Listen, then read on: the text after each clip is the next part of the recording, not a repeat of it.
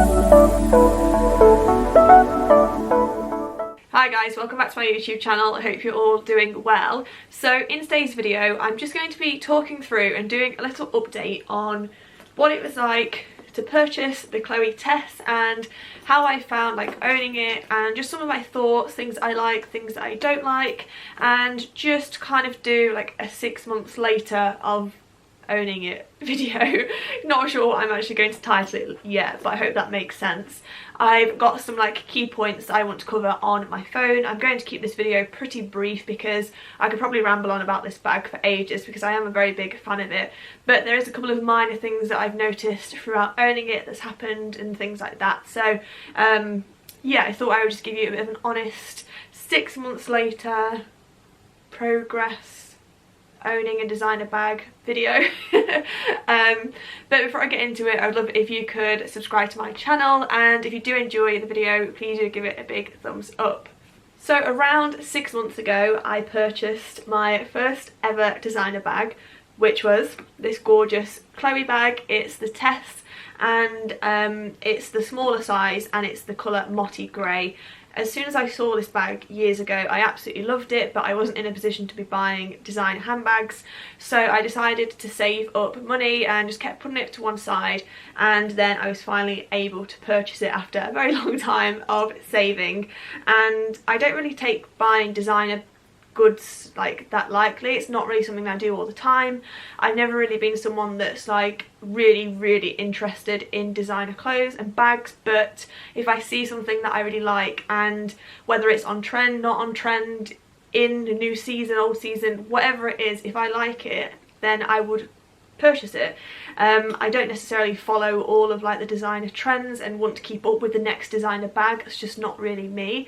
But however, this bag, I had looked at it for years and years and years, and although I'd waited so long, like my love for it hadn't disappeared, and that's when I knew that this was going to be the first and the right bag to buy first. Having said what I did just say though, I do have one more bag on my kind of radar of designer bags, and that's the Chloe Mini C in black. At the time when I was buying the Tess, I'm not sure, was it out, or whether I just hadn't really noticed the Mini C, and that's kind of grown on me over time because this bag is gorgeous, but obviously it's a really light colour, and I kind of am quite cautious when I'm wearing this, whereas if I was to have a black one, I think that I would be a bit more frugal and like kind of wear it more if it was raining, or just kind of wear it and not worry about it so much. So yeah, that's definitely on my kind of radar and like wish list, but I definitely won't be buying it anytime soon because I am really happy with this bag. If you follow me on Instagram, it's pretty much in every single post, and I don't care because I absolutely love it, and you've got to get your cost per wear down. So the first thing I have here on my list is, do I still like the bag as much as I did when I purchased it, and do I think it was worth the money? So yes, I absolutely adore this bag. My love for it hasn't disappeared, hasn't gone down. I still like it as much as the day I bought it. I just think it's absolutely beautiful. Like, it's literally, for me personally, the nicest handbag I've ever seen, and that's a pretty big statement, and that's why I owned it and spent the money that I did on it. I did get about 10% off at the time. I think I got it for around 1,170. Don't quote me on that. I'm going to put the price on the screen that I paid for it. I need to go back to the other video. And yeah, it's a lot of money for a handbag, it really is, but do I think it was worth the money? Yeah, 100%. This bag, I've actually worn it so much. Obviously, I know we've been in lockdown recently and I wasn't really able to wear it out that much, but every chance that I have had to wear it, I've worn it basically. I think when I first bought it, I thought I'm just going to keep it for like special occasions and just keep it for best, but then I was like, what's the point in having a bag that I like so much if it's just going to sit in the wardrobe? It just didn't really make sense. So I was like, you know what, I'm just going to wear it. If it gets damaged, if it gets scratched, yeah, it's not great, but I would rather get wear out of it and enjoy it than just leave it sat in my cupboard gathering dust, if that makes sense. So yeah, that kind of brings me on to the next question actually, and that is, how has it worn? Have I kind of got any scratches and marks or anything like that? And overall, it's actually worn really well. There isn't really any major signs of wear. However, one thing that I've noticed is if I don't open the bag by this little circle here and I go to kind of grab it under there, my nail sometimes gets caught on the leather under here, and there's definitely a few scratch marks under there. I'll try and show you on the camera, but I don't know if it's going to show up. So I'm not really sure if the camera's going to show it up. I don't know. Can you kind of see? Just there, there's like a couple of scratch marks, but that's the only place that is kind of got wear. I was a bit unsure as to whether like colour would sort of transfer onto the back of it with it being a lighter coloured bag, but that hasn't happened, so I'm really happy about that. There is a slight kind of sign of wear on this bit here where the leather's kind of gone a little bit wrinkly, but other than that it's still pretty much in perfect condition, so it's definitely worn really well. I haven't kind of bashed it around on purpose or kind of just worn it and not thought about it. I have always been cautious when I'm wearing it, and like if it's travelling in my car I will make sure it's somewhere safe so it's not going to like fly onto the floor, and just little things like that. I would kind of treat this bag obviously with a lot more respect than I probably would for a slightly cheaper bag that I don't like as much. But yeah, with having like kind of kept it safe as possible and being cautious when I'm wearing it, it really hasn't gained that many marks at all, and I definitely have worn it a lot. And the next couple of things I wanted to cover was how wearable is it and how have I found the colour. So for me personally, when I was shopping for this bag, I was pretty much set on this colour. It was the colour that sold it to me, hence the entire bedroom, which is all kind of variations of shades of this bag. I just think it's such a gorgeous colour. It's neutral, it's just so pretty, and I just loved the gold detailing and the little hints of silver. I just really absolutely loved it.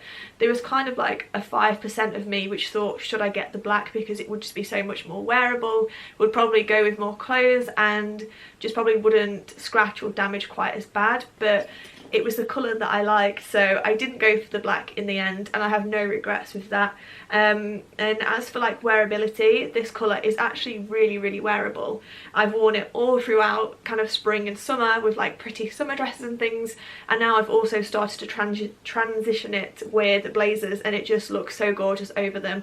Obviously you can wear it as a crossbody, so it just looks like kind of finishes an outfit off really nicely with a blazer, and you can also wear it on your shoulder as well, which I also think looks nice with like knitwear.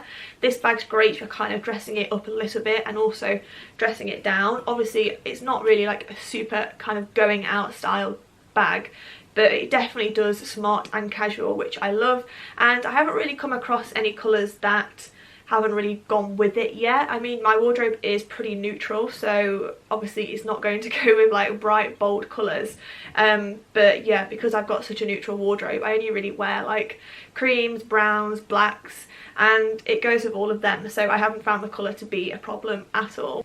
And the last thing I wanted to cover is like, is it wearable in day-to-day life? I mean, in terms of like practicality. So obviously you can get this bag in the small and you can also get it in the large, and I did debate whether I should get it in the large, but for me personally I think it just kind of took away the sort of shape and the cuteness of the bag, so I was always pretty much going to get the smaller one.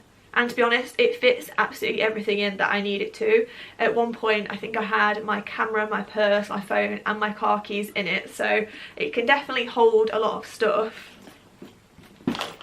I mean, well yeah, I've literally got my purse in it at the moment, and yeah, it is a really nice kind of versatile bag for day-to-day living. So the only thing that it doesn't have is it doesn't have an inside zip. However, with that being said, the clasp on the front is, can you see, like really secure, so if somebody was to try and get into this bag, there's no way you wouldn't notice because they would really have to be like pulling on it. And yeah, it just clips on nice and easy, which is always handy. One thing that I have found with the bag is if I want to make it longer or shorter on the strap, this sort of detail here is actually quite hard to use because the leather's kind of like so strong that it can be really hard to get it in and out the circles, but that's just like the most picky point ever. It doesn't really affect the bag at all, but I just thought I would mention that. So that's kind of a really brief rundown of my bag and my kind of thoughts of it so far, but yeah, I absolutely love it. Would I buy it again? yeah, over and over and over and over.